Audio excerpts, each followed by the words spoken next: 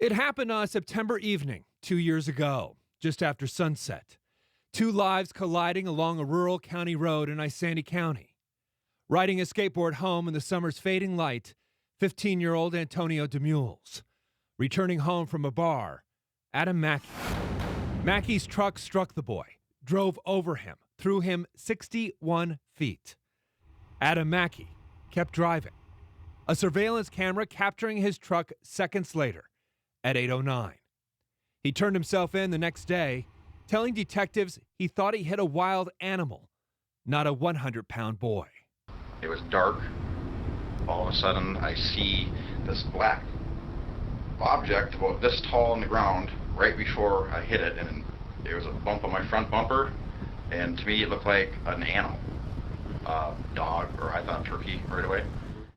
The Isanti sheriff and county attorney agreed. Just a tragic accident. The case was closed without criminal charges. It was botched from the very beginning. Antonio's family didn't buy it.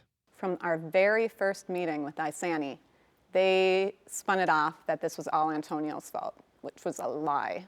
They were already spinning off 3 different stories to us of what could have happened to him.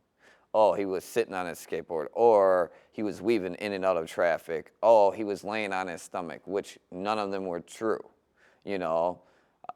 and they were just spinning it off. Their grief turned into a mission to uncover the truth about what happened that night. The Fox 9 investigators bringing you their startling discovery last November. Evidence from the State Patrol revealed Mackey was on his cell phone from 8:06 to 8:09, roughly the same time Antonio was killed. And 45 minutes after leaving the scene, when Mackey was home, his damaged vehicle in the garage, he attempted to download an Isanti County scanner app that would allow him to listen to police calls as officers searched for the vehicle that struck the boy. Isanti will give no explanation to this day why they ignored those facts. This week, in a letter to the Fox 9 investigators, for the first time, the Isanti sheriff and county attorney admitted their mistake. The evidence from the BCA, come to find out, came on a Blu-ray disc. But they didn't have a player, didn't buy one. They write, "We simply did not have the technology to do this, nor did we immediately seek it.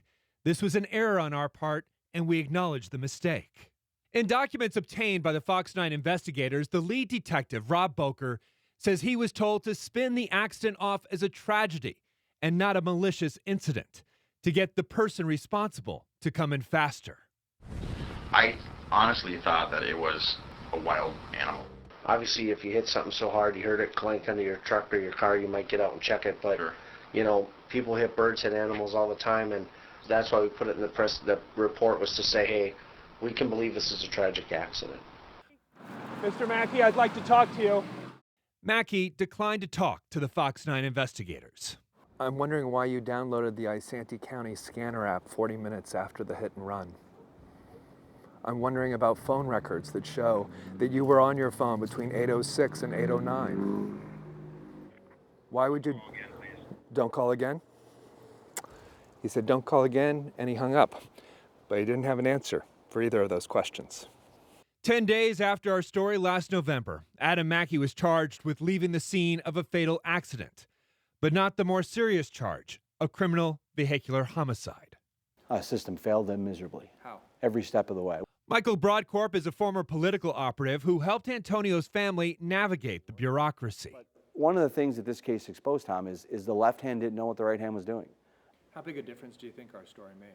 I think it had a tremendous impact. There's no question about it. The system, the Fourth Estate, came through for this family. And ultimately, the only downside to that, the only thing that gives pause, is that you can't do it for every family. Tomorrow, Mackey will be sentenced for leaving a 15-year-old boy to die, alone, in the twilight. At most, he's looking at 3 years in prison. He took my son's life. Now we have a lifetime sentence, and he gets to run free and beg and plead for him to have his family. Well, what about us? It'd have a lifetime sentence now. People constantly ask, how did the system fail you? Well, it should be, how did the system fail Antonio? How did it fail Antonio here?